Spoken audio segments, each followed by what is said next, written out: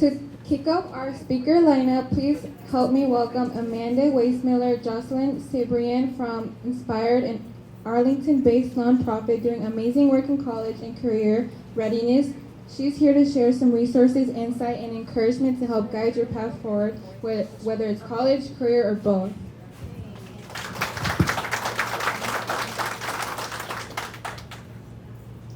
Hi, good afternoon. Can y'all hear me okay? Okay.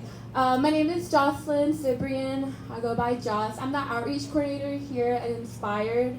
We're just a community nonprofit in the Arlington area. Hi. Turn it on. Okay, my name is Amanda Wassmiller. I'm the assistant director.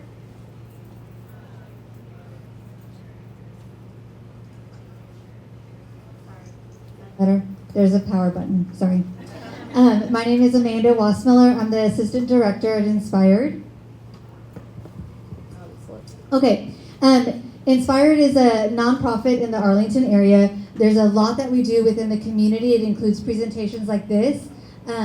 We do special events. We're actually holding a special event on Monday where we're partnering with our friends at UTA, and they will be there. If you're interested in this event, if you stop by our table, our mentor out there, Elena, has a QR code that you can scan. At this event, it's a college application kickstart. So college applications are open if you're a high school senior. So you can come to our offices. We're going to have mentors and staff from UTA there to help you complete your college application, submit it, and if you're applying to UTA, they're actually going to have application fee waivers for you. So you won't have to pay the application fee. So if you're interested in that, stop by our table out there and we'll get you the registration. We sold out. It's free, but I'm going to say we sold out. We filled up all our slots, but I just added 9 more slots. So if you're interested, please let us know. But we do presentations, special events like that, and then the Go Centers. And Joss is going to talk a little bit about what those Go Centers are. Okay, so in our Go Centers, we are located in all the Arlington schools, AISD, and then Mansfield, and then also Kennedale High School. So those are the districts that we specifically work in. And these are some of the things that our mentors kind of focus on in those Go Centers to help high schoolers figure out what they want to do after they graduate. If you're not in Arlington, Mansfield, or Kennedale, at our table we do have a QR code. Our office serves as a community Go Center, so if you need help, FAFSA, college application, finding scholarships, feel free to come into our office and we're happy to help. With career exploration, we know it can be a little overwhelming sometimes trying to figure out what you want to do after high school. So we'll just go over a little bit of things that you can do to start prepping for that, starting your 9th grade. One that I'll mention is focusing on your GPA. Focus on your GPA. It can be really hard to get that back up, and you all want to get as much financial aid as well, and that can definitely help out. Okay, so we talk about as a 9th grader. Are there any 9th graders in here? Raise your hand for me if you're in 9th grade. 10th grade? Raise your hand. Juniors? Seniors? You're going into your senior year? Okay, awesome. Trying to figure out who we have in here. So most of you guys are at a point where you've already, your GPA is in progress, right? You've been taking classes these last few years. You're building on your GPA.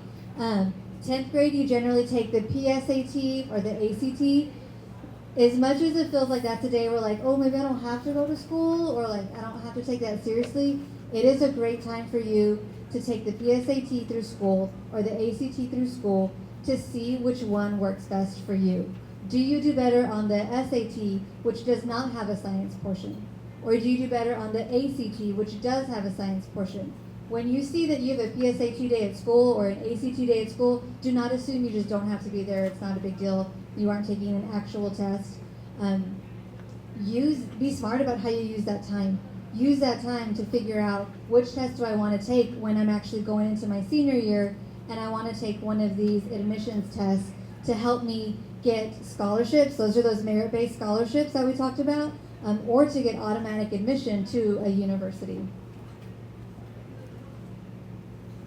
Okay, so the summer going into your senior year, you generally want to have taken the SAT or the ACT already. Has anybody in here taken the SAT and their ACT? Yeah, I like it. I like the hands. Okay, so let's talk about what that looks like. We are going through this pretty fast. Please don't be afraid to take a picture of this. Pull out your phone, take a picture of these slides. this gives you a comparison of the SAT versus the ACT. So the SAT, generally you're done in 2 hours and 15 minutes. The ACT is going to be a little bit longer. You'll see the SAT has a reading and writing, math sections, and so it's reading, that writing part, and math. ACT adds that science part. So if you're somebody who generally excels in science, most likely, which test are you going to take? Let me hear. The ACT, yes. If you are on free or reduced lunch, you qualify for waivers for the SAT and the ACT. You just see your high school counselor for that. Do not let those go by without using them. Absolutely use them. But what I want you to remember is SAT and ACT are admissions tests. You take those tests to help you get into the university or to help you earn some merit-based scholarships. The TSI, which Noemi mentioned earlier, the TSI is a placement test. We take the TSI to figure out, are we college ready? Are we able to go into TCC and take college algebra, or do we need a developmental class to help us strengthen some skills, and then we go into the college level course?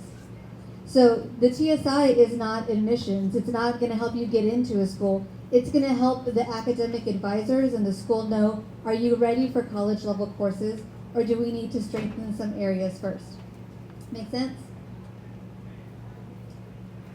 Okay, so some things when you're trying to find out what college or what university you want to go to, these are some key things just to keep in mind. Size, do you want to go to a big school? Do you want to stay in a small school? If you don't want to be in a class with over 500, or not maybe 500, maybe 50 kids, maybe stay to a maybe smaller school. Cost, location, do you want to stay close to home? Maybe do you want to go out of state, or maybe go a little farther?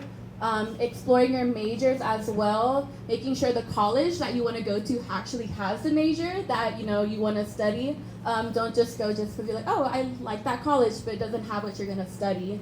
And then financial aid as well. You'll get different financial aid packages from the different schools. This is one of the big factors that people kind of look at just to see, what school's going to cost more than the other one and how much you'll have to pay out of pocket. Okay, I'll jump in real quick. That one, the college majors, so I've been an advisor at TCU and at TCC, and I cannot tell you how many times I've had a student sitting across from me who's like, well, they don't have the major that I want here, so what can I do that's close to like sports management? Why are you here? You just said they don't have the major that I want here. Why are you settling? Now, if there is some great scholarship situation that happened, okay, let's figure it out. But most likely, and generally what's happened, is students didn't do enough research to figure out if they had the exact program that they wanted, or they chose some of those other pieces. They chose social life and environment and those pieces, and that was the guiding piece in their decision. Make sure you're going somewhere that has the thing that's going to help you do the thing you want to do after you graduate. And these websites will really help you kind of try and figure that out. Some of these you get to kind of put if you want to stay in a public school, private school, what major, different things will kind of narrow down all the colleges that fit more in your, ideal fit. If you're still college searching, this is a good slide to take a picture of. It's got some good resources. So how many colleges should I apply to? We always tell students to apply to a dream school. Maybe you know what you really want to go to, a target school. So this is where you can kind of go if your dream school doesn't kind of work out. And then your safety school, so maybe your backup school, if something happens, maybe one of the schools didn't give you the financial aid that you want, or maybe, figure out they don't have your major. Having a backup school is always great as well. So when your parents are saying like, hey, just submit that application to TCC just to be on the safe side, just in case something doesn't happen, that's real. They're right. Submit those applications, especially if they're free. If they're free, submit it. Include it on your FAFSA. Let the Department of Education send your information to that school, see what they're going to offer you. Don't be afraid to put those schools down. Okay, when we're applying to college, Noemi mentioned this earlier, you can go to TCC and apply through the TCC website. So that's one option. You can apply to a college or university directly through their website. A lot of them, though, are going to, that link is actually going to send you to Apply Texas. Right now, Apply Texas was having a lot of, problems last year with the application page. So commonapp.org is where we are seeing more colleges direct students to complete their application through the Common App site. And then we also have the Common Black College app, which has your HBCUs as well. Okay. When we're talking about college and you're making this choice, I think one of the biggest things that I always want a student and a parent to remember is that I don't want you to make an emotional decision. And that's really hard, right? As a parent, I have a high school junior. Like, there are some places that he wants to go that he just feels connected to. He's really interested in baseball. He really likes their football program. But if it's a school where we're looking at $60,000 a year, and there's no scholarships, we're looking at loans, is that the best financial decision? No, it's not. And we can get really wrapped up in, but that's what I wanted. That's where my friends are going. That feels safe. That's familiar. It's what I've always wanted. But if it's not the best financial decision, and you're looking at this like it's a business decision, you're looking at your ROI, your return on your investment. I will give you myself as an example. I was a first-gen student. My mom and I had never been to Abilene. We had never been to West Texas until we drove me out to Abilene Christian University. Amazing place. I met my husband. I got my degree. Great place. But I came out of there as an education and social science major with $90,000 in student loan debt. Do you know how long it took me to even earn $90,000? I still don't earn that a year. But I came out of that school with that much student loan debt. And we kept thinking, like, I don't know what we were thinking, honestly. It was an emotional decision. My mom was so proud of the fact that I was going to college. She was so proud of the fact that I was persisting through when it was really hard. I was proud of the fact that I was there and I was making it. We weren't looking at it like it was a business decision, and we needed to figure out what our return on our investment was. So, if I could beg and plead, it is know what you're getting into. Make a smart decision. Don't let emotions direct that decision entirely. Did I make my case? Do y'all understand where I'm coming from? Okay, so these are some of the things that some of the students do well in college that kind of help them be effective and be successful. So I'll just shout out a little. One of my favorites while I was in school, getting involved on campus. You find your community, you find people that help you graduate and achieve. So definitely one of my favorites. Get to know your professors, definitely great networking, but also if you decide to go maybe get grad school, they're always there to write you recommendations letters as well. Don't skip class and study the night before and after. I'll just shout out a couple of them.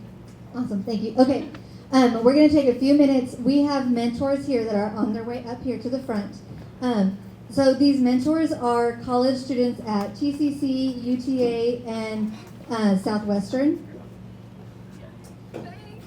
These are all college students who are working for Inspired. So when we say we have mentors in the high school, these are our students who we train on all of the college and career readiness pieces, and then they go into the high school and they work with high school students on all of the college career readiness pieces, financial aid, college applications, scholarships, research, all of it.